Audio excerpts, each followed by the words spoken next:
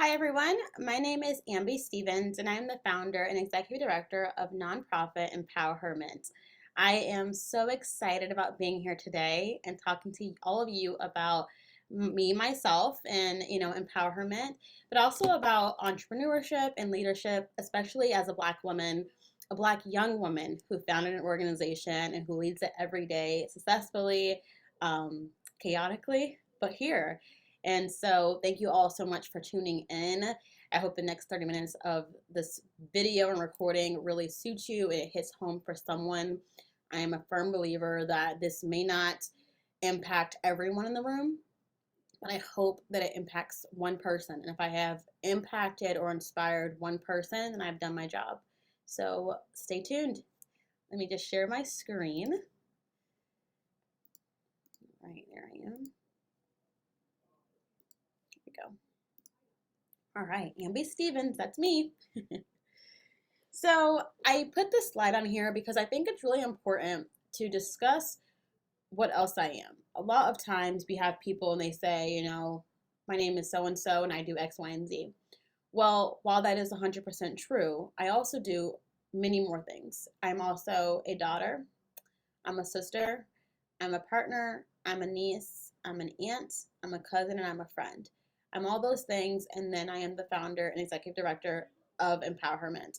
And that's important to me because without these different things, without these categories, without these roles that I play, I would not be able to be who I am today. I would not be able to lead this organization, be an entrepreneur, be a leader, be a woman, be a Black woman without doing these things. And I want to talk to you guys more about that and what that looks like as well. Before we get started, I'll go back here. Before we get started to talk about empowerment and my role with that and all that amazing things, I want to talk to you guys about why it's important to me to be here today. I am a woman I'm the first Black woman in my family to graduate. I'm the first in my family to go to college, to get my master's degree. Now I'm getting my PhD.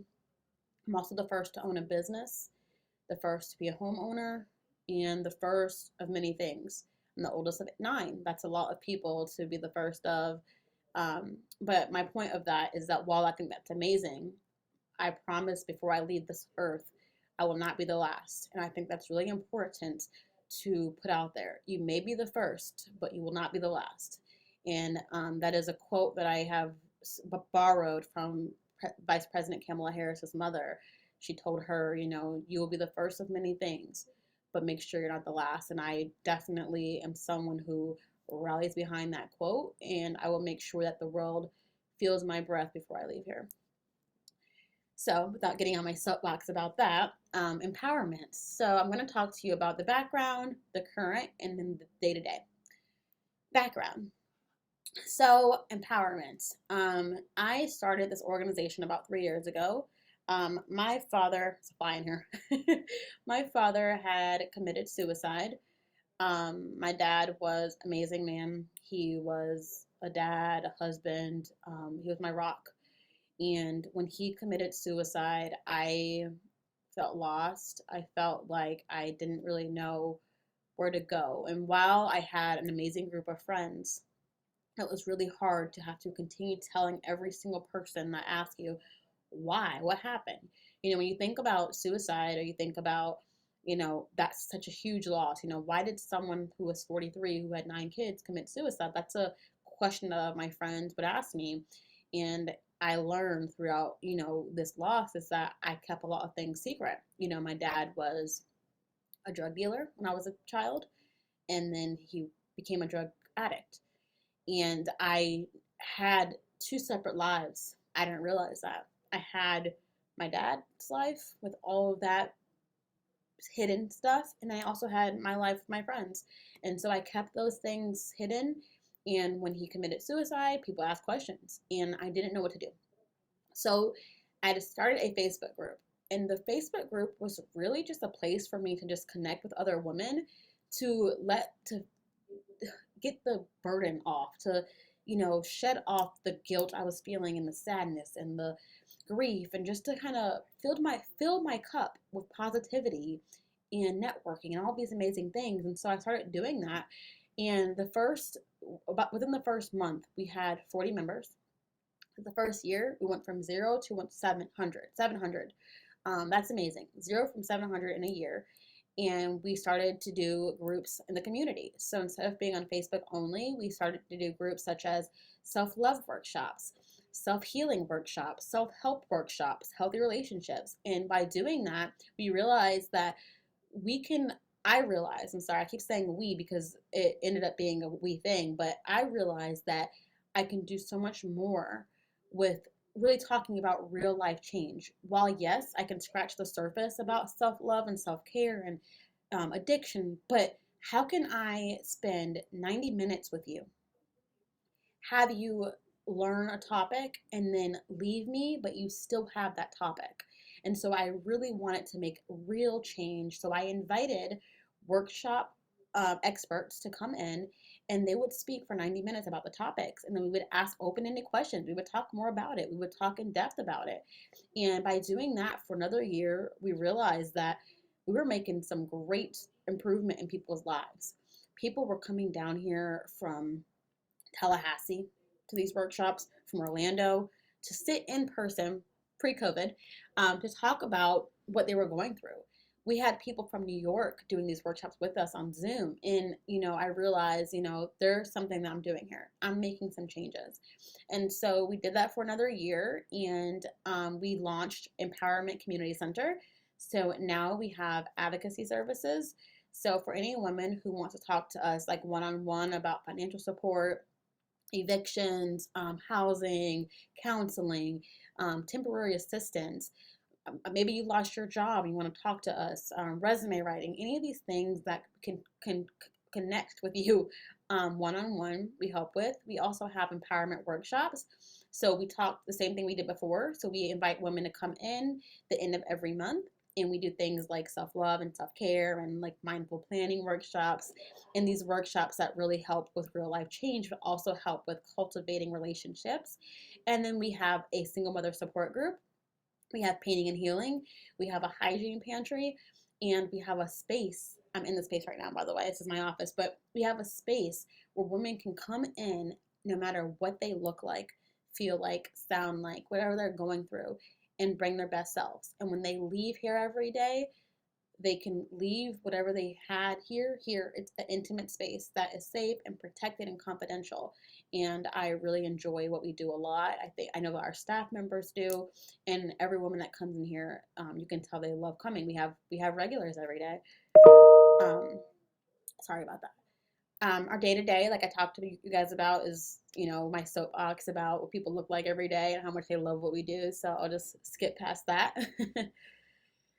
So today, I know I've talked to you about empowerment, and that's super important to me. And a lot of what I'm going to talk to you guys about is going to be about empowerment, but it's also going to be about leadership and entrepreneurship as a Black woman, and what that has looked like for me and what has kind of shaped me and helped me. The next few slides, I'm hoping, will touch some of you, will inspire some of you, and support some of you to be able to relate to me. I'm 26. I am, like I talked to you guys about, the oldest of 9. I did that because, I have several brothers and sisters that are half, so you say. I'm someone who did not know what I wanted to do when I got older. I'm someone who has came from a lot. I'm someone who used to order pizza on Monday and eat that pizza until Friday because I didn't have money for it. I'm someone who has had bad relationships and bad friendships, and I've gone through a lot, but my point of all of that is that it does not define me. Here I am as a 26-year-old, a founder and executive director of a nonprofit. I was just featured in Tampa Bay Business and Wealth a few months ago, and I'm not going to keep talking to you about all the things I'm doing that are amazing, but it's more to tell you that you can be me and that the sky's the limit. But I think we already know that. So anyways, entrepreneurship and leadership looks like this. So what does it look like? So these talk about different categories that I feel like entrepreneurship and leadership looks like. And one of those things are saying bye to a 9 to 5 and hello to passion. You will have late nights, long nights, early mornings, late nights. You will make tough decisions. You will be putting your business first, and you will be saying yes, yes to you. You'll see throughout this presentation what yes, yes looks like, and I have a very special gift for you guys coming up soon. 9 to 5 life. Is it for me? So I mentioned a few seconds ago about working late nights and early mornings. I work a lot of hours. I wake up every morning at 5. I get up at 5. I go for a walk at 5:30. I then come back home and I do homework. I mentioned to you guys I'm getting my PhD, so I do homework from 5:30 until about 6:30, and then I come to the center and I'm here all day long. I leave here around like 7, and I go back home, take a shower, eat dinner, do more homework. It's a lot, but I love what I do and I wouldn't change it for the world. 9 to 5 life is it for me. And so I say this to you guys because I don't believe that entrepreneurship is for everybody. I don't believe that one way is better than the next. I'm someone who believes that whatever is meant for you, you should do. If you're watching this right now and you're like, 5:30 to 7 o'clock, that ain't for me. Heck no. Then you probably are someone who should go to a 9 to 5. If you're someone who is like, it's her passion, let's do it, then maybe you're an entrepreneur. And that can change throughout your life. I knew that I didn't want to work a 9 to 5 when I've had many different jobs, and I would be at the employer as a 26-year-old. I've been working full time since I was 18. So I've always gone to school full time and worked full time, always. And so I remember being at my first real job. I was working at a daycare. Some of you guys may be familiar with that. And I was a receptionist at a doctor's office. And I remember my executive or my manager coming in, and she's this old woman, and sorry, I won't say old. She's this seasoned woman, and she's walking in and she's telling me like, what are you doing? And at the time I have like my notes out here, and I'm like, I'm writing notes to improve your system. Excuse you? You started here 2 days ago. And I'm like, I know, but I think you're doing something that I can help you with, like allow me to use my knowledge to help you. And she didn't like it. And so, that's fine. And so just in different jobs, I've done that. I've always been that person trying to change something, change a system, shaking the table, so I like to say, and just switching things up. Which, if you are that person, then you are not someone who needs to be in a 9 to 5, because if you are a table shaker, table shakers are people who want to shake the table, but for the better. And so I realized that wasn't for me. I've sat at jobs where I have, asked for a seat at the table, and they didn't give me one. So, in the words of Ambee, I created one for myself. And so I do that, and it really has changed my life for the better. But it's important to think, is this for me? Is a 9 to 5 life for you? And that's a picture of me one day stressed out, because you will be stressed out. Tough decisions. I spelled boundaries wrong. No one quote me on that. This slide is important to me because tough decisions as a leader in entrepreneurship, and as a Black woman, is very difficult. You will make some big decisions. Some of them will shake you, break you, grow you, challenge you, make you so upset, but they will change your life for the better. And so the 3 that I'm talking about today are boundaries, letting go of friends, and sacrifice. And so no matter what role you decide to go in, these roles, these topics are so important. For entrepreneurs, time and energy are among your most precious assets. And so I say that because as an entrepreneur, as a leader, it's really important to have time management and to balance your time. Like I mentioned earlier, I spend so much time working and doing things for other people, that when you have something that comes up and you don't have those boundaries, you tend to allow people to come in your life or things that you just fill in to be a people pleaser. But what that does is that takes your time from your business to someone else's business. And so that can really change you and hurt you in the long run. There's been times where people have asked me to help them with their resume, or help them, with social media, or like a website design. And I'm super nice. And so I say, yeah, sure, why not? And I realize by doing that, I'm not staying true to myself. When I know in my heart, I don't want to say yes to that. I know in my heart that it's going to take time from me in my business, and it's not okay. And it's one of those things where, yes, I agree that it's important to give back to people and be a good friend and a good person. But at the same time, it's also good to have time and energy for yourself, and to make sure that you don't just say yes to things because you feel like you have to. So having boundaries is very important. Knowing that, sometimes your calendar may look empty one day, but that's just time for you. And knowing that people might say, like, I don't understand why you're so busy, and just being okay with saying, I don't have to explain it to you. And, my boundaries could also look like, not having energy for things that don't serve you. Friends that may call you to nag about something or to gossip. When you're an entrepreneur and a leader, you don't have time for those things. You want to have time for positivity. You want your mind to be set on the right thing, and you want to grow within that way. I also have on here letting go of friends. And I don't know, I believe this age group is between the ages of elementary school and high school. So I'm going to be as transparent as possible, and I'm going to tell you that your friends that you're sitting next to right now may not be your friends in 5 years, and that's okay. You can love them so much. That's okay. And I say this not to scare you, not to stress you out, not to make you feel sad inside, but to let you know that some people are in your life for a season and for a reason, and it is 100% okay to say you have served your purpose in my life. As a leader, I've had to make so many heartbreaking decisions by letting go of friends who I love, and I support them, but sometimes their season in your life has surpassed. Sometimes they are here to challenge you, maybe support you with a certain endeavor.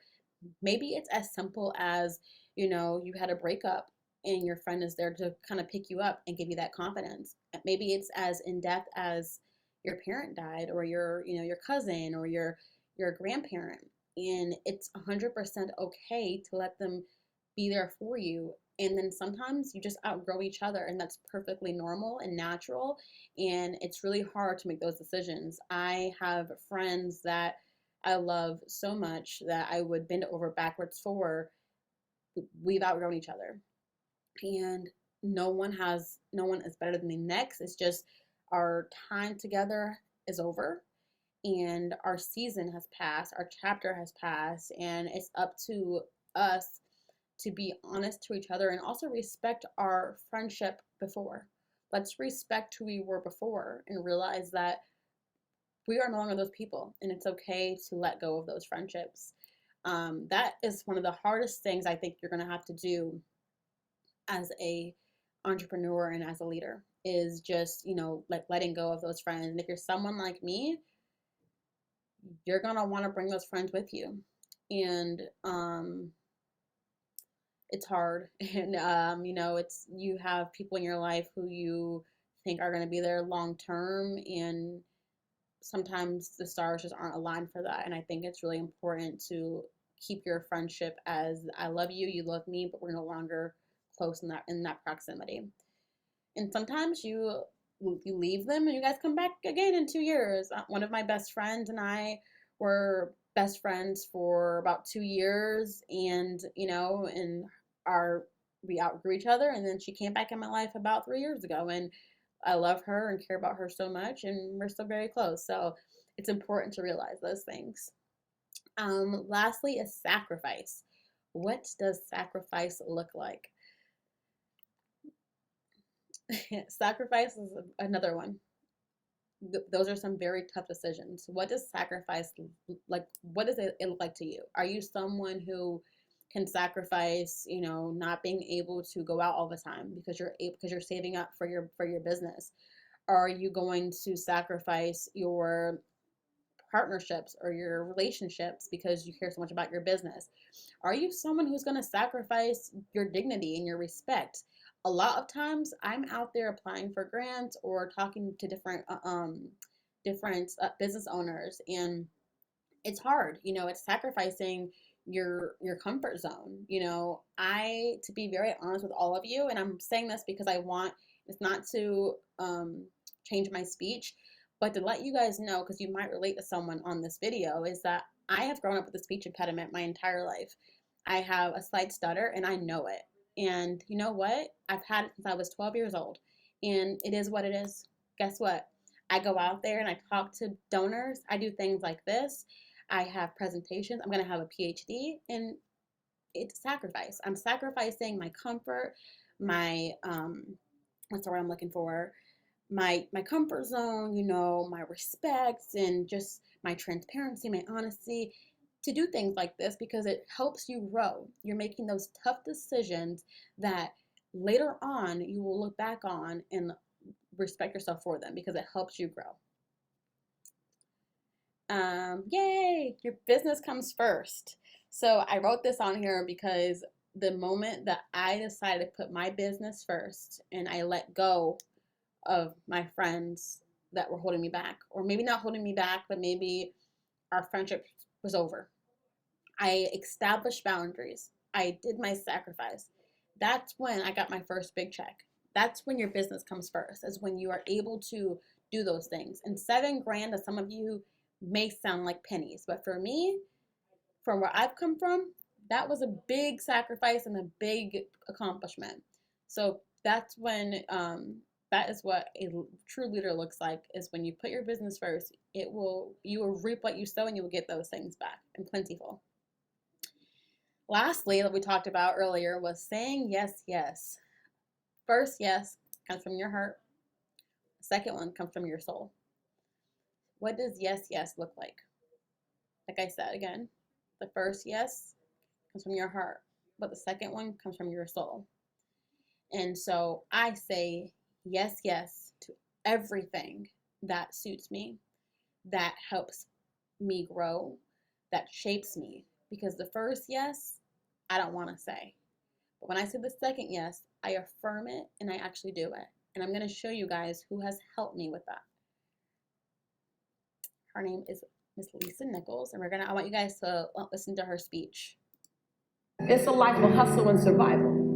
I remember my ninth grade teacher asked me, Lisa, what do you want to be when you grow up? And see, I have to fight the Harlem Crip 30s every day to get home from school, so I looked at her and said, alive. I took an English class, I got a fail in English.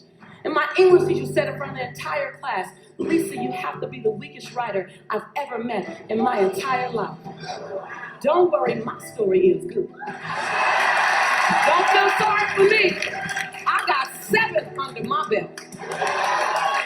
And then the same year, my speech teacher said, after giving me a D-, I knew I had an A in speech. Like, come on. He obviously didn't agree with me. He gave me a D- and said, quote unquote, Miss Nichols, I recommend you never speak in public, that you get a desk job. So here's the beauty of that story. Other people's perception of you ain't none of your business.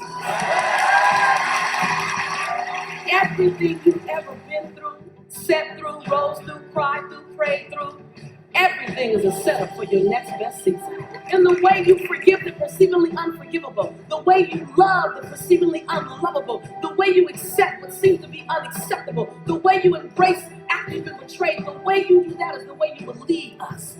Your light belongs to everyone who'll be illuminated because you were bold enough and obedient enough to let your light shine. Yes, yes, yes, yes.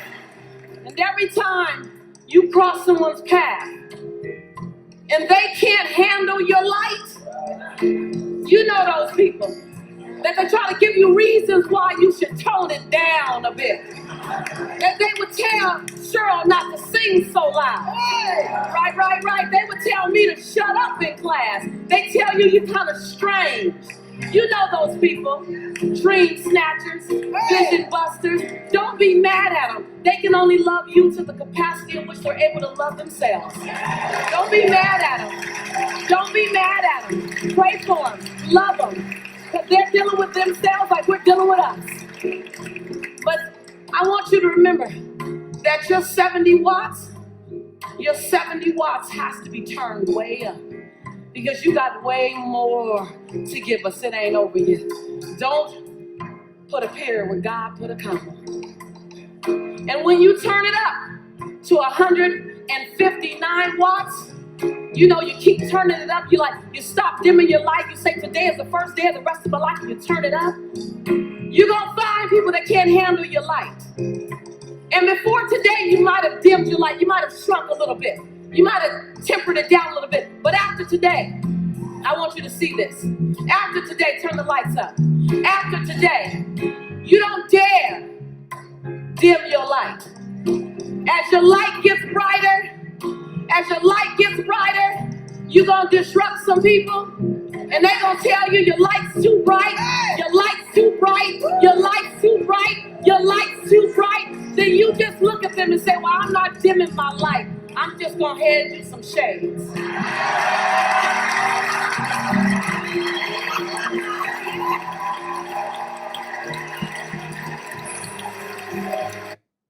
If we were in person, I would give you guys some shades. It's a life of hustle and survival. I love her speech so much. Let me go back. See, I don't get distracted. I love her speech so much because her yes really amplified me.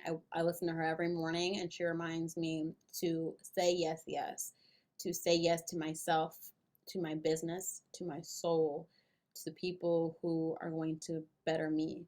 And when you do that, when you say yes to yourself as a entrepreneur and as a leader and as a Black woman, you are really impacting so many more than when you just say yes. So I invite you to take that from Lisa Nichols, as I did, and say yes. You know, as an entrepreneur, as a leader, even if you're someone who is not going to be an entrepreneur but just wants to be, not just, I'm sorry, who wants to be an employee for someone, or you know, you want to be an MLM, or whatever the case may be, just make sure you're saying yes to those things. And there I am again. Contact me. That's my email, that's my phone number, and our address here at the EmpowHerment Center. Before I leave, I just want y'all to read my shirt because I feel like y'all can relate to this. They call us dreamers, but we're the ones who don't sleep.